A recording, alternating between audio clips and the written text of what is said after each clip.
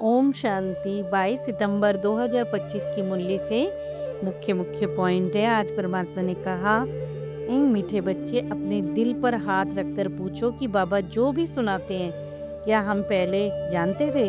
जो सुना है उसे अर्थ सही समझकर बाबा कहते खुशी में रहो। प्रश्न, तुम्हारे इस ब्राह्मण धर्म में सबसे अधिक ताकत है कौन सी और कैसे? बाबा कहते तुम्हारा ये ब्राह्मण धर्म ऐसा है जो सारे विश्व की सदगति श्रीमत पे कर देता है। ब्राह्मण ही सारे विश्व को शांत बनाते हैं, परमात्मा की श्रीमत से बनाते हैं ना। तुम ब्राह्मण कुलभूषण देवताओं से भी ऊंचे हो। तुम्हें बाप द्वारा क्योंकि ताकत मिलती है। ब्राह्मण बाप के मददगार भी बनते हैं। तुम्हें बाबा कहते सबसे बड़ी प्राइज भी मिलती है। तुम ब्रह्मांड के मालिक और विश्व के मालिक भी बनते हो। ओम शांति। बाप बैठ समझाते हैं रूहानी बच्चों को कि रूहानी बाप एक ही बार हर 5000 साल के बाद बाबा कहते आते हैं जरूर। कल्प नाम भी रख दिया है इस ड्रामे की देखो, अथवा बाबा कहते सृष्टि की आयु 5000 वर्ष है। ये बातें एक ही बाप ने समझाई हैं। ये कभी भी कोई और मनुष्य के मुख से नहीं सुन सकते। तुम रूहानी बच्चे बैठे हो तो बाबा कहते आत्माओं का बाप तो एक ही है। बाप ही बच्चों को बैठकर परिचय भी देते हैं जो कोई भी मनुष्य मात्र नहीं जानता। इस बारे में कोई को भी पता नहीं कि गॉड व फिर ईश्वर क्या वस्तु है, जबकि देखो उसको गॉड फादर बाप भी कहते हैं। तो बहुत प्यार होना चाहिए ना उससे। बेहद का बाप तो जरूर है, उनसे ही तो वर्षा मिलता होगा। अंग्रेजी में बाबा कहते अक्षर अच्छा लगता है, हेवनली गॉड फादर।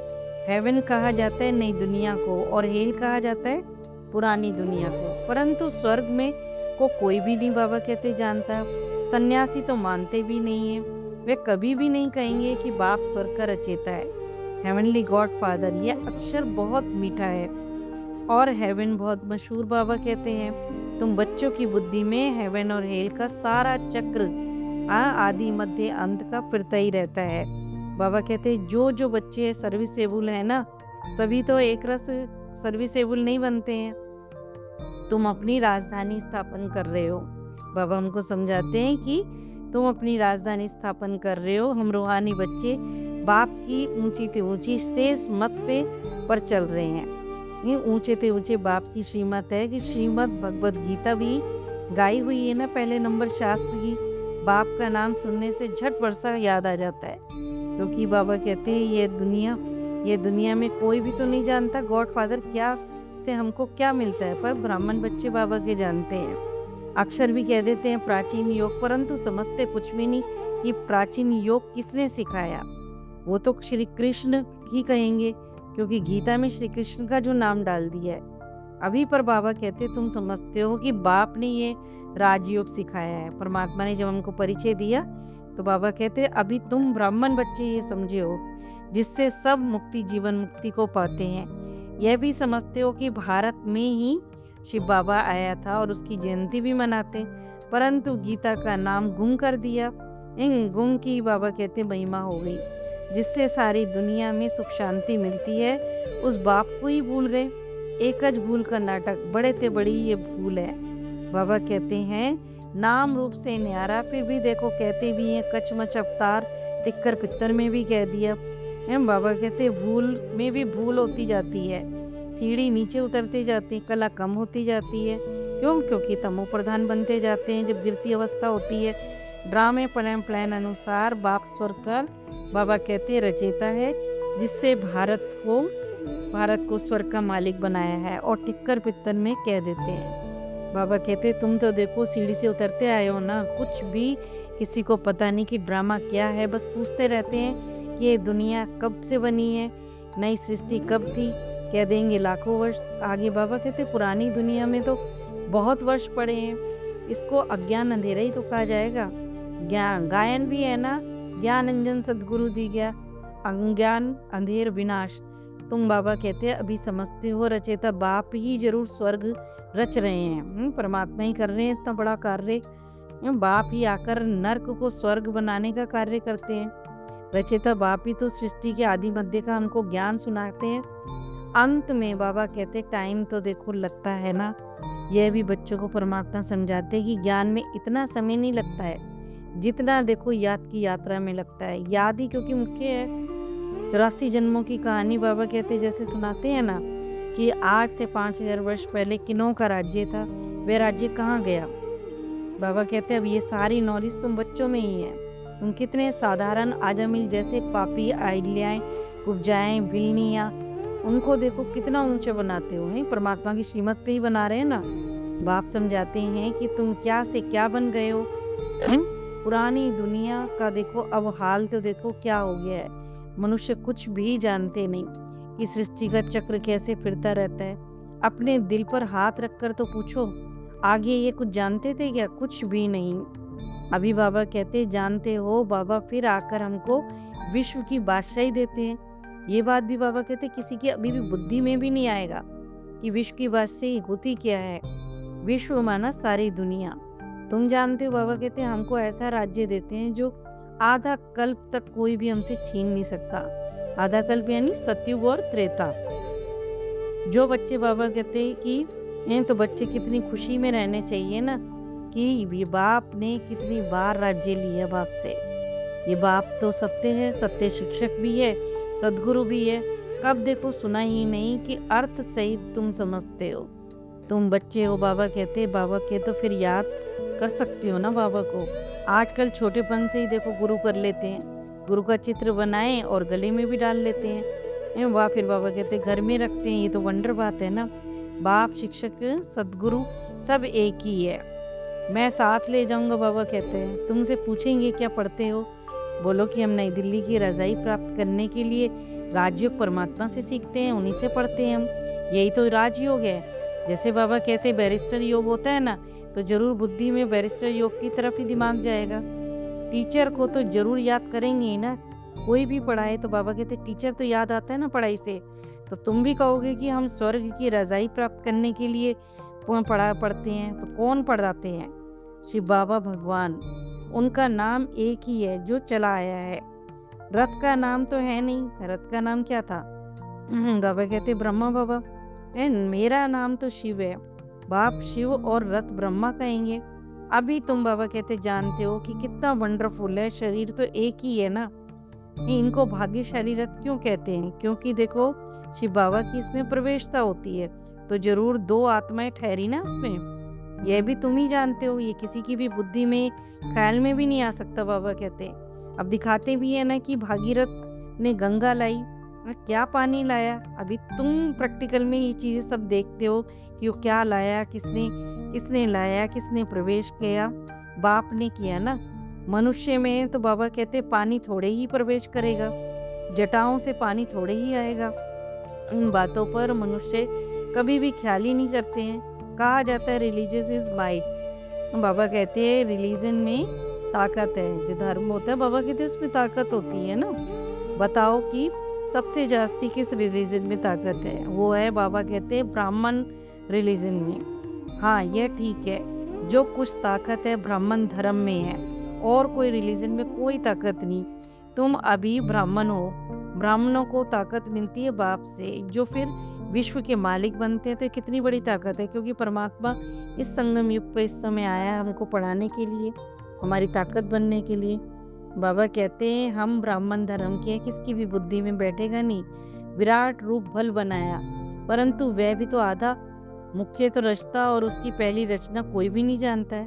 तो बाप कहते हैं फिर ब्राह्मण तो चोटी हो गई, इसमें ताकत भी है। बाप को ही सिर्फ याद करने से ताकत मिलती क्या?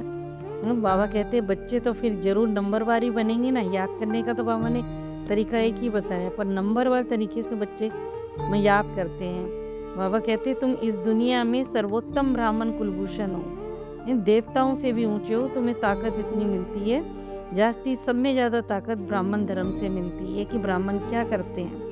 सारे विश्व को इस समय वो शांति का दान दे रहे हैं। तुम्हारा धर्म बाबा कहते ऐसा है जो सर्व की सदगति करता है श्रीमत के द्वारा। तब तो फिर बाप कहते हैं कि तुमको अपने से भी ऊंचा बनाता हूँ। तुम ब्रह्मांड के भी मालिक बनते हो, विश्व के भी। सारे विश्व में रजाई करेंगे। तभी तो गाते हैं ना भारत हमारा देश है।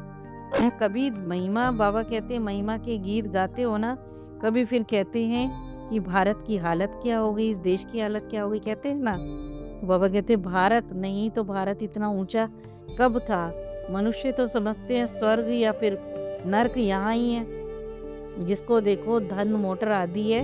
बाबा कहते हैं जिनके पास ऐशो आराम पैसा धन सब कुछ है, वो तो इस दुनिया को ही स्वर्ग समझ के बैठा है, वह स्वर्ग में है वो सोचते हैं। यह नहीं समझते कि स्वर्ग कहाँ ही किसको जाता है।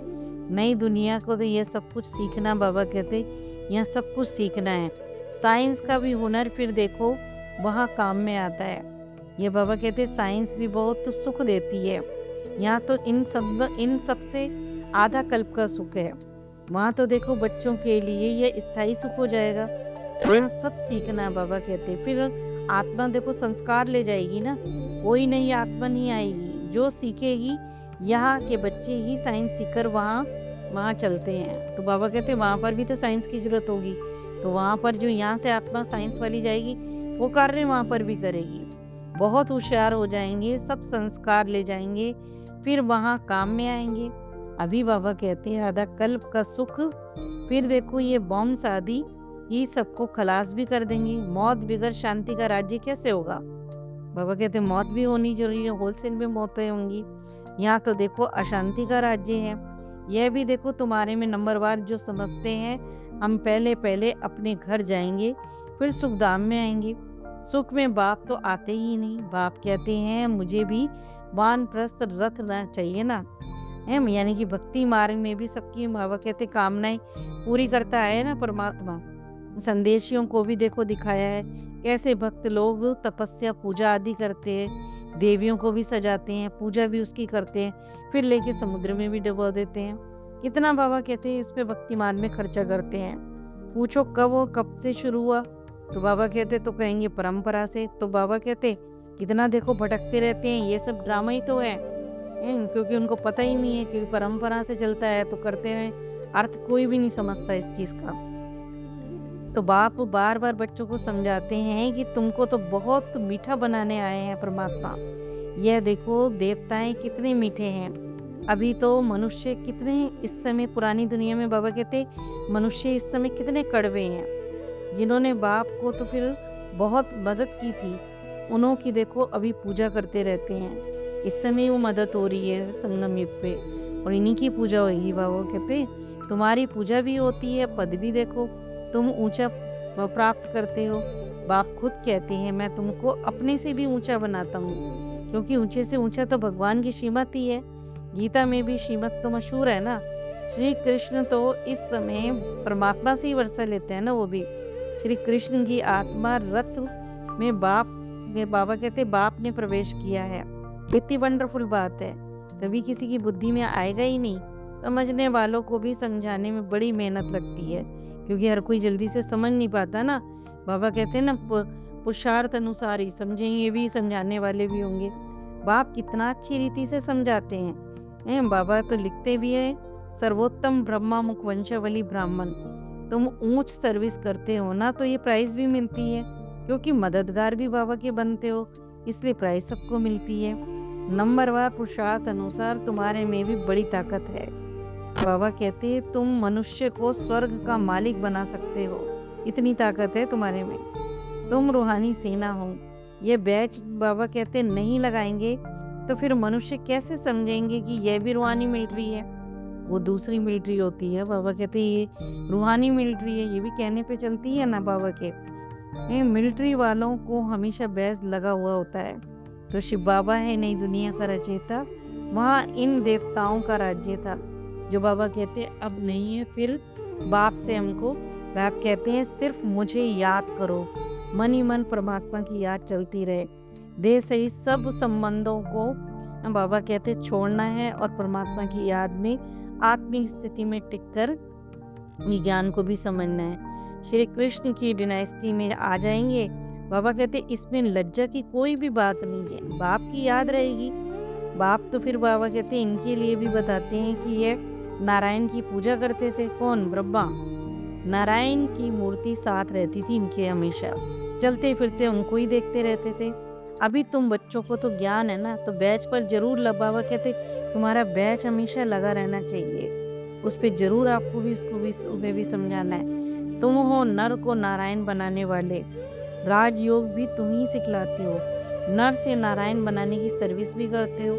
अपने को फिर बाबा कहते देखना है कि हमारे में कोई अवगुण तो नहीं है। जब बाबा ने इतनी रिस्पॉन्सिबिलिटी दे रखी है तो बाबा कहते अपने अवगुण भी तो चेक करने पड़ेंगे ना, क्योंकि तुम्हें तो समझाना है विश्व को।